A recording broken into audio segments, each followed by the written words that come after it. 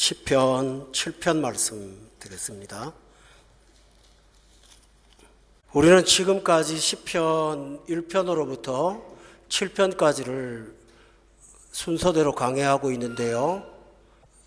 모든 시편에 지금까지 강해한 시편에 빠지지 않고 등장하는 하나의 주제가 있습니다. 그것은 사람의 죄 문제입니다.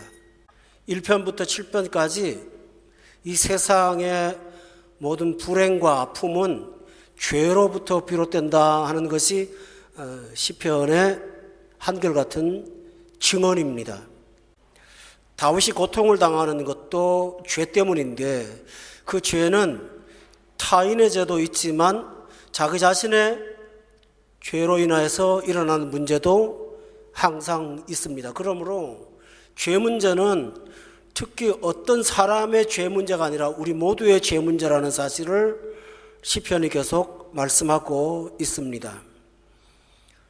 다윗이 하나님을 피난처로 삼는다고 자주 고백할 때 그 피난처는 경제적인 어려움이나 또 사람으로부터 물리적인 위험을 당할 때 도피처가 아니고 죄악된 세상에서 피할 수 있는 피난처로 하나님을 고백하고 있습니다.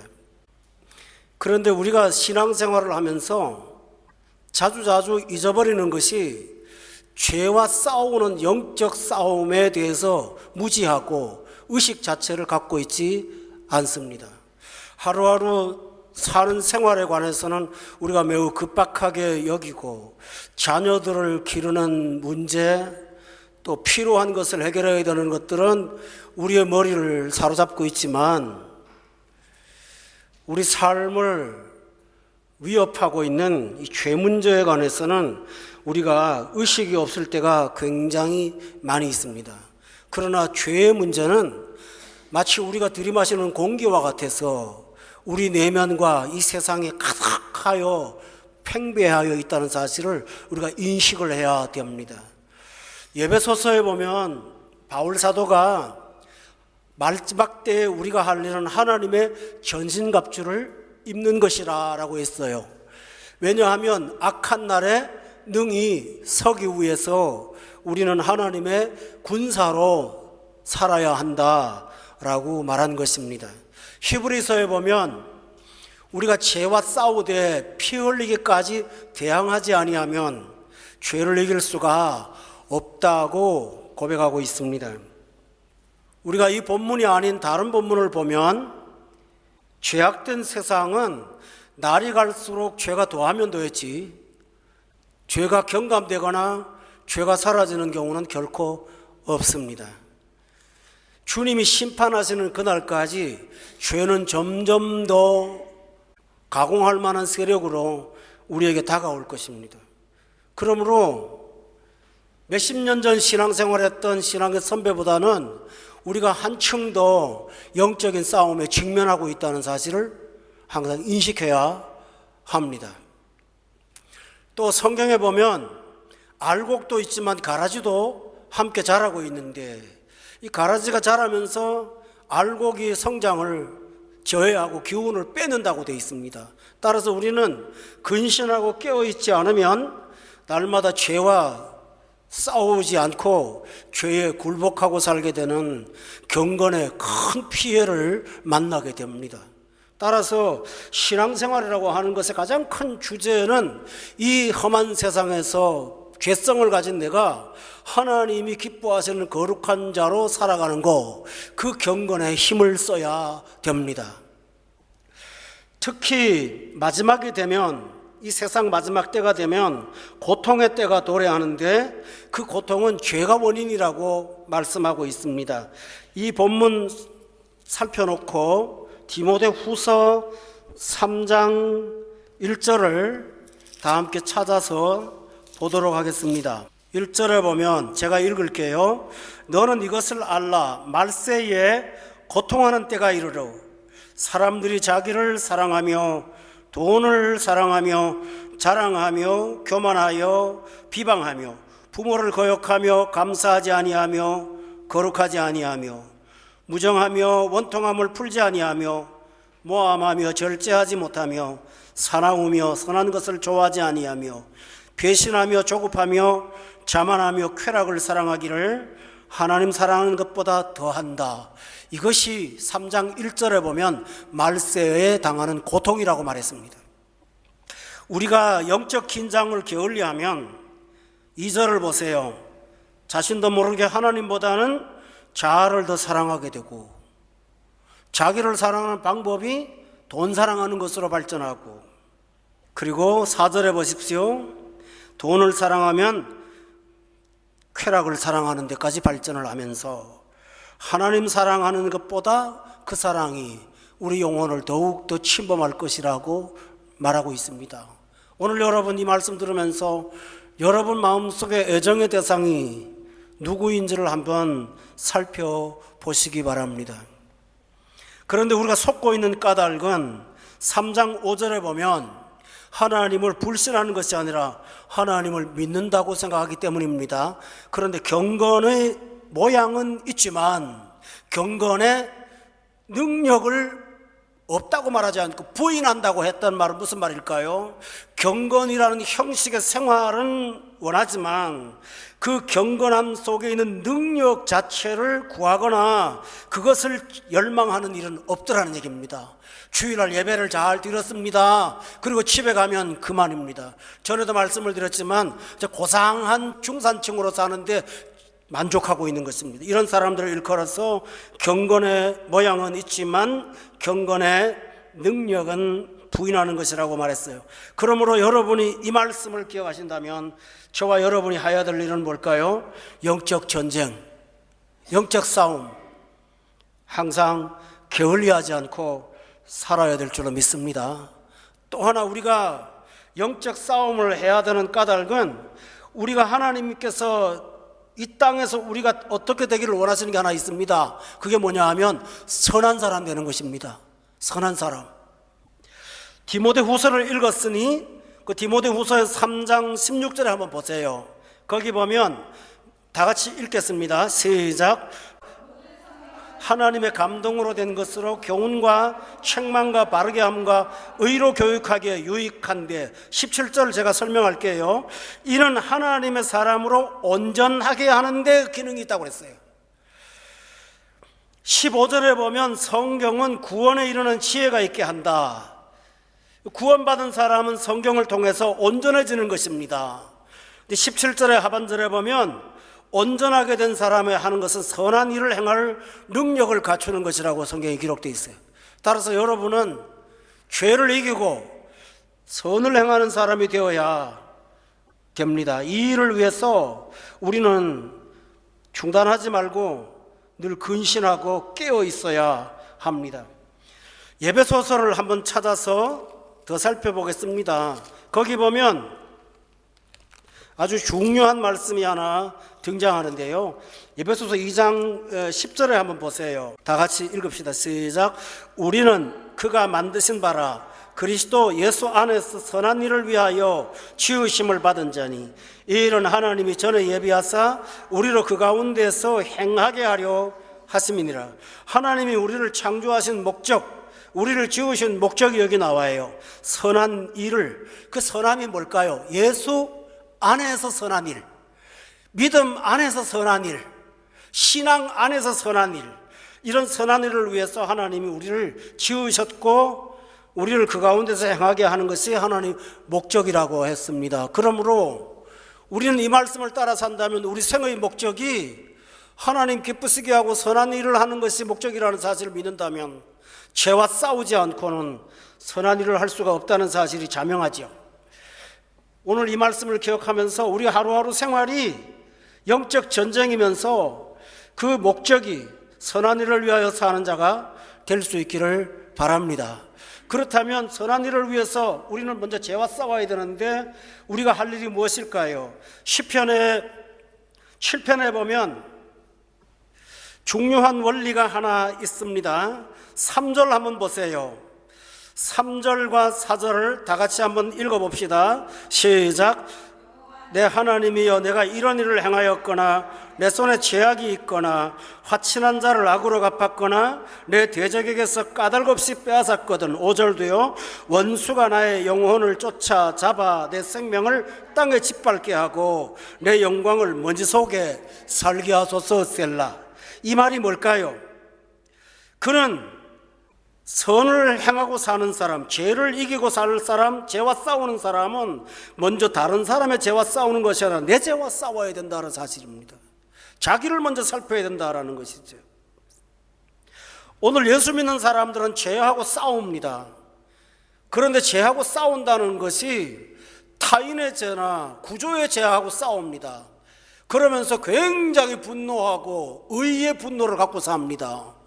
그러나 가장 우선순위는 나 자신의 죄와 싸워야 되는 것이고 나를 점검해야 되는 것입니다. 다윗이 뭐라고 했는지 다시 돌아보겠습니다. 여기 3절에 보면 여호와 내 하나님이여, 내가 이런 일을 행하였다거나 내 손에 죄악이 있거나 화칠한 자를 악으로 갚았거나 내 대적에서 까닭없이 내가 빼앗는 죄를 범했다면 원수가 나의 영혼을 쫓아잡아 내 생명을 땅에 짓밟게 하고 내 영광을 먼지 속에 살게 하소서 하면서 죄를 범하고 사는 사람이 합당하게 살 수 없다는 사실을 그는 고백하고 있습니다. 이것이 굉장히 중요한 내용입니다. 우리가 신약에 보면 죄인임에도 불구하고 구원받았음을 믿지 않습니까? 그러나 구원받은 이후에도 죄 중에 사는 것이 아닙니다. 구원 이후에 우리는 성화되어야 되죠. 따라서 오늘 본문의 다윗은 성화에 관계되는 내용을 말씀하면서 그는 자기 자신이 하나님 앞에 먼저 의롭게 사는 것을 간구했습니다. 여러분 죄와 싸우되 먼저 여러분의 죄성과 싸우시는 여러분 되시기를 바랍니다. 이것이 우리가 해야 될 일입니다. 1절에 보면 내가 죽게 피한다고 고백했습니다. 여러분, 하나님이 내 편 되어 주시기를 바랐는데요, 하나님이 내 편 주시기를 바라는 사람은 여러분이 먼저 하나님 편이 되어야 합니다. 이것이 이 세상에서 죄와 싸울 수 있는 우선순위라는 사실을 항상 먼저 기억하시기를 바랍니다. 여러분, 구약에서 배우는 중요한 원리가 하나 있습니다. 이스라엘 백성들은 번제라는 제사를 꼭 드렸습니다. 번제 드릴 때 절차가 있어요. 번제에 쓰일 양을 가져다가 제사장에게 드립니다. 그러면 제사장은 그 양을 세워 앞에 놓고 그 사람에게 당신의 죄가 무엇인지를 묻습니다. 그러면 그 죄를 고백합니다. 그러면 제사장은 그 죄를 다시 반복하면서 양의 머리에 손을 얹어 죄를 전가하고 그리고 양을 잡아서 번제로 드리고 그 피를 성소에 바릅니다. 이것이 하는 일이었습니다. 그때 그 제사를 지내는 제주가 우리 이웃집의 죄를 말할까요? 국가의 죄를 말할까요? 내 자식의 죄를 말할까요? 그들은 나의 죄를 말했어요. 다시 말씀드리죠. 우리 신앙생활 가운데 회개라는 어떤 분야가 빠져있지 않는지 저도 여러분도 돌아볼 필요가 있습니다. 아침마다 잘 되게 하소서라는 기도도 중요하지만 주여, 내가 깨끗해 되기를 원합니다. 내가 허물이 있다면 용서하시고 회개하오니 다시는 죄를 반복하지 않도록 성령님 지켜주시옵소서 라고 여러분 기도하기를 바랍니다. 이것이 우선순위가 되어야 된다는 것입니다. 두 번째로는 우리가 죄와 싸우려면 죄와 무조건 싸우는 것이 아니라 죄의 파괴성을 깨닫는 일에 힘써야 합니다. 악에는 파괴의 씨가 포함되어 있습니다. 본문 14절에 보십시오. 거기 보면 악인이 죄악을 낳으며, 악인은 죄를 범합니다. 그런데 여기 그 다음 절이 참 의미가 있습니다. 재앙을 베어 거짓을 낳았도다 라고 말합니다. 여러분, 베었다는 말이 무슨 뜻이죠? 임신했다는 뜻입니다.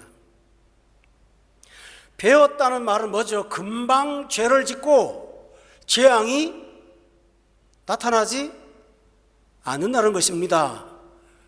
아기가 뱃속에 들어가면 평균 10개월 있지 않습니까? 이것처럼 재앙도 태동이 되어서 자라납니다. 사람들이 죄를 범하고도 겁내지 않고 하나님을 두려워하지 않는 까닭이 있어요. 그것은 징벌이 속히 되지 않기 때문에 의식을 못하는 것입니다. 뭐 조그만 잘못, 계명을 조금 잘못 지키는 거 가지고 뭐 하나님이 특별히 나를 대하시는 뭐 그런 경우가 별로 없기에 잘못하고 그냥 넘어가는 겁니다. 그런데 오늘 본문은 재앙을 벤다고 말합니다. 품는다고 말합니다. 이것은 바로 죄의 무서움이 바로 여기 있다는 사실을, 여러분 눈에 나타난 결과가 아니고 죄가 어떤 과정을 통해서 재앙을 만들어내는 것을 여러분이 성경을 통해서 묵상하신다면 죄에 빠지지 않을 수 있습니다. 참 귀한 말입니다. 따라합시다. 재앙을 베어. 이 사실을 신자들이 잊지 않기를 바랍니다. 여러분, 소돔과 고모라를 롯이 선택했을 때 당장 유황불 떨어지지 않았습니다. 그 딸들이 부패한 생활할 때 당장 유황불 떨어지지 않았습니다. 그들은 재앙을 베었습니다. 재앙이 태동됐습니다. 세상 것을 좋아하는 롯의 아내가 하나님보다는 세상에 더 탐닉할 때 당장 재앙이 떨어지지 않았습니다. 바로 거기에 문제가 일어나는 것입니다. 그래서 성경에 보면 신속히 징벌이 되지 않으므로 죄를 짓는 자가 담대하도다라고 되어 있어요. 여러분, 하나님은 만홀히 여김받지 않으세요. 작은 것 하나도 하나님을 기쁘시게 못한다면 아니 됩니다. 그래서 여러분은 재앙을 벤다, 죄악을 낳고 나면 재앙을 벤다. 여러분 기억하십시오. 죄악은 나왔습니다. 그런데 재앙은 금방 안 옵니다. 뱀니다. 재앙을 베고 난 다음에 그 절차가 거짓을 낳았도다라는 것입니다. 이게 무슨 말인지 아세요? 하나님의 징벌임에도 불구하고 이거 내가 회사가 문제가 돼서 이런 거지, 요새 불황이라서 이런 거야, 세상 사람이 이렇게 어려우니까 하지, 거짓을 낳는다고요. 깨닫지를 못해요. 그래서 마태복음 14장에 보면 노아의 때에 사람들이 홍수가 나서 다 멸하기까지 깨닫지를 못했다고 돼 있어요. 여러분, 미리 하나님 말씀을 듣고 깨닫는 것이 은혜의 힘을 믿기 바랍니다. 그러므로 우리는 성경을 자주자주 묵상함으로 죄의 파괴성을 깨달아야 합니다. 본문 15절에 보세요. 그가 죄를 짓는 것은 웅덩이를 파서 만드는 거예요. 그리고 그 웅덩이를 파고 난 다음에 그 함정에 빠지는 것은 다른 사람이 아니라 바로 그 웅덩이를 만든 사람 자신입니다. 죄가 만든 웅덩이에 빠졌도다 라고 되어 있어요. 이것은 죄 자체가 파괴 요소를 지니고 있다라는 것입니다. 로마서에 보면 이런 말하죠. 죄를 짓는 자에게 하나님이 말씀하실 상당한 보응을 받았느니라. 그러므로 이 사실을 기억하면서 죄에 대한 두려움을 여러분이 의식하시기 바랍니다. 이것은 참으로 중요한 문제입니다. 16절에 보면 재앙이 태동되었다가 나올 때는 그의 재앙은 자기 머리로 돌아간다라고 되어 있어요. 그의 포악은 자기 정수리에 내려온다는 말이, 정수리가 무슨 뜻입니까? 급소를 의미합니다. 그 재앙은 우리가 회복 불능한 상태로까지 우리를 빠뜨릴 수가 있다는 사실을 여러분이 기억한다면 한순간도 죄 유혹이 내 영혼을 엄습할지라도 죄를 움켜잡거나 죄를 즐거워하거나 죄를 사랑하는 일이 없도록 여러분 자신을 붙잡아야 될 줄로 믿습니다.